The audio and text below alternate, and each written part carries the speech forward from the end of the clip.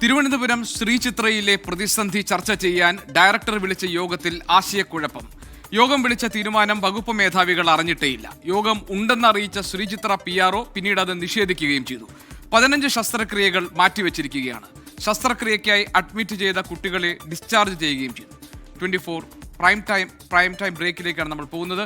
MG Pratheesh വിവരങ്ങൾ നൽകാനുണ്ട്. പ്രതീഷ്, കഴിഞ്ഞ കുറേ മാസങ്ങളായി ശസ്ത്രക്രിയയ്ക്ക് വേണ്ടി ശസ്ത്രക്രിയ നടത്താൻ വേണ്ടി കാത്തു നിൽക്കുന്ന നിരവധി രോഗികളുണ്ട്.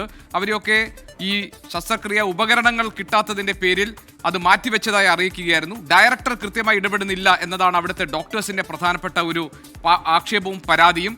ഈ പ്രശ്നം പരിഹരിക്കാനാണോ യോഗം ആദ്യം വിളിക്കുകയും പിന്നീട് ഡോക്ടേഴ്സ് ആരും ഇത് അറിയാതിരിക്കുകയും ഈ യോഗം വിളിച്ചിട്ടില്ല എന്ന കാര്യം പിന്നീട് PRO പറയുകയൊക്കെ ചെയ്തു? ഈ ആശയക്കുഴപ്പം എങ്ങനെ ഉണ്ടായി?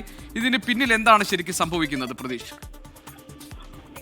GK, തിരുവനന്തപുരം ശ്രീചിത്രയിൽ ഉടലെടുത്ത പ്രതിസന്ധി ഇപ്പോഴും അതേ രീതിയിൽ തന്നെ തുടരുകയാണ്. ശസ്ത്രക്രിയ ഉപകരണങ്ങൾ വാങ്ങുന്ന കാര്യത്തിൽ പോലും ഇപ്പോഴും കൃത്യമായൊരു വ്യക്തത വന്നിട്ടില്ല. ഇതുമായി ബന്ധപ്പെട്ട് നാളെ ഒരു അടിയന്തര യോഗം വിളിച്ചിട്ടുണ്ട് എന്ന തരത്തിൽ വാർത്തകൾ പുറത്തു വന്നിരുന്നു. ഈ ചില മാധ്യമപ്രവർത്തകർ ഉൾപ്പെടെ ഈ PROയോട് സംസാരിക്കുമ്പോൾ ആദ്യം PRO ഇക്കാര്യം ഇത്തരത്തിലൊരു യോഗമുണ്ട് എന്നുള്ളൊരു വിശദീകരണമാണ് നൽകിയത്. പക്ഷേ പിന്നീട് PRO തന്നെ അത് നിഷേധിച്ചു. മാത്രമല്ല, ഈ വകുപ്പ് മേധാവികളുടെ യോഗമാണ് ശ്രീചിത്രയിൽ വിളിച്ചു ചേർക്കാൻ തീരുമാനിച്ചത്. പക്ഷേ ഒരു വകുപ്പ് മേധാവികളും ഇത്തരത്തിലൊരു യോഗമുണ്ട് എന്ന കാര്യം അറിഞ്ഞിട്ടില്ല. വകുപ്പ് മേധാവികളോട് നേരിട്ട് തന്നെ സംസാരിക്കുമ്പോൾ അവർ പറഞ്ഞത് അത്തരത്തിലൊരു അറിയിപ്പ് തങ്ങൾക്ക് ഇതുവരെയും ലഭിച്ചിട്ടില്ല എന്നതാണ്. അതുകൊണ്ട് തന്നെ ആ ഒരു യോഗം നടക്കുന്ന കാര്യത്തിൽ ഇപ്പോഴും ഒരു ആശയക്കുഴപ്പം തുടരുന്നുണ്ട്.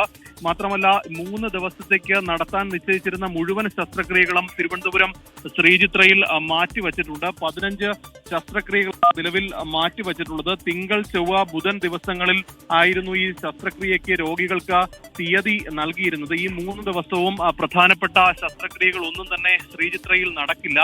ഏറ്റവും കൂടുതൽ പ്രതിസന്ധി നിലനിൽക്കുന്നത് ഇന്റർവെൻഷണൽ റേഡിയോളജി വിഭാഗത്തിലാണ്. ഈ മറ്റ് വിഭാഗങ്ങളെയും വരും ദിവസങ്ങളിൽ ഈ ശസ്ത്രക്രിയാ ഉപകരണങ്ങളുടെ ലഭ്യതക്കുറവ് പ്രതികൂലമായി ബാധിക്കുമെന്നതാണ് മനസ്സിലാക്കാൻ കഴിയുന്നത്. അതുകൊണ്ട് തന്നെ ഈ വിഷയത്തിൽ ഡയറക്ടർ അടിയന്തരമായി ഇടപെടണമെന്നൊരാവശ്യം ഡോക്ടർമാരുടെ ഭാഗത്തു നിന്ന് തന്നെ ഉണ്ടാകുന്നുണ്ട്. പക്ഷേ അത്തരത്തിലൊരു പ്രായോഗികമായ ഒരു നടപടി ഇതുവരെയും ശ്രീചിത്ര അഡ്മിനിസ്ട്രേഷൻ വിഭാഗത്തിൽ നിന്ന് ഉണ്ടാകുന്നില്ല എന്നതാണ് ഏറ്റവും പ്രധാനപ്പെട്ട കാര്യം. നാളെ ഈ ശ്രീചിത്ര ഡയറക്ടർ ആശുപത്രിയിൽ എത്തുമെന്നുള്ള ഒരു വിവരം പുറത്തു വരുന്നുണ്ട്. അങ്ങനെയെങ്കിൽ അതുമായി ബന്ധപ്പെട്ട ഏതെങ്കിലും നടപടികൾ സ്വീകരിക്കുമോ എന്നതാണ് ഇനി കാത്തിരുന്ന് കാണേണ്ടത്. മാത്രമല്ല, ഏതായാലും ശ്രീചിത്ര ഇൻസ്റ്റിറ്റ്യൂട്ട് ഓഫ് മെഡിക്കൽ സയൻസസിലെ ഇന്റർവെൻഷണൽ റേഡിയോളജി വിഭാഗത്തിൽ ശസ്ത്രക്രിയ ഉപകരണങ്ങൾ ഇല്ലാത്തതിന്റെ പേരിലാണ് ശസ്ത്രക്രിയകൾ മുടങ്ങിയിരിക്കുന്നത്.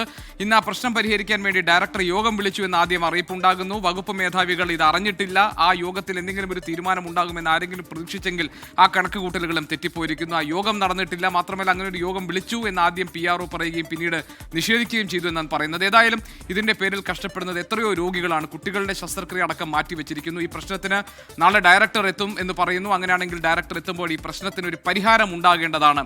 അതല്ലെങ്കിൽ അത് കൂടുതൽ പേരെ ബാധിക്കുന്ന, മറ്റു വകുപ്പുകളിലേക്ക് കൂടി വ്യാപിക്കുന്ന ഒരു പ്രധാനപ്പെട്ട പ്രതിസന്ധി പ്രശ്നവുമായി അത് അവശേഷിക്കും. അതുകൊണ്ട് തന്നെ ഈ കാര്യത്തിൽ ഇടപെടൽ ഉണ്ടാകുമെന്ന് നമുക്ക് കരുതാം.